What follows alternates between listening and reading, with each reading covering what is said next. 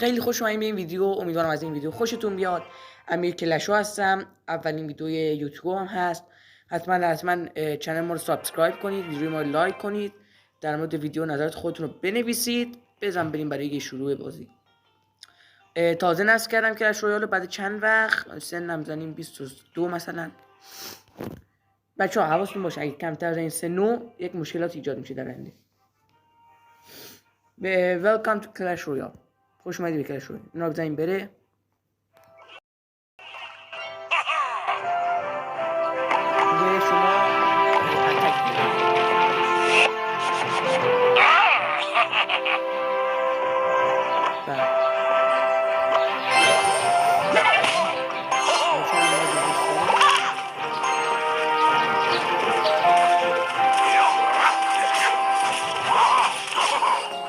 لایک رو دنبال فراموش نشه.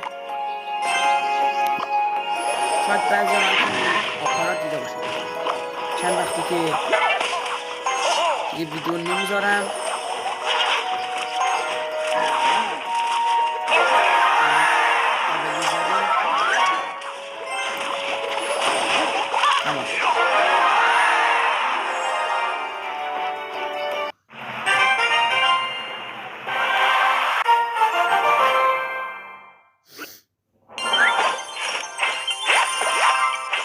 بله نیروی کام داد بهمون.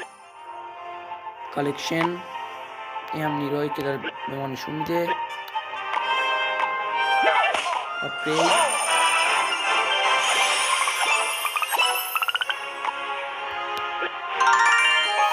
بریم برای فصل دوم. بعد زمان ویدیو رو 3 دقیقه بذارم برای ویدیو شورتس.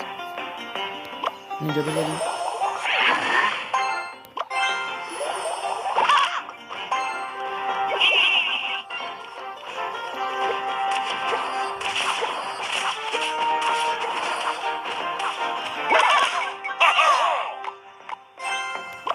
آتش رو بنداز. نه به من از بچه ها بخوره.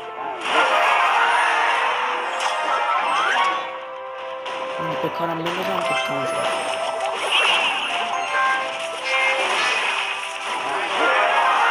مثلا نیاز به بکارم نبود. سریع زدش.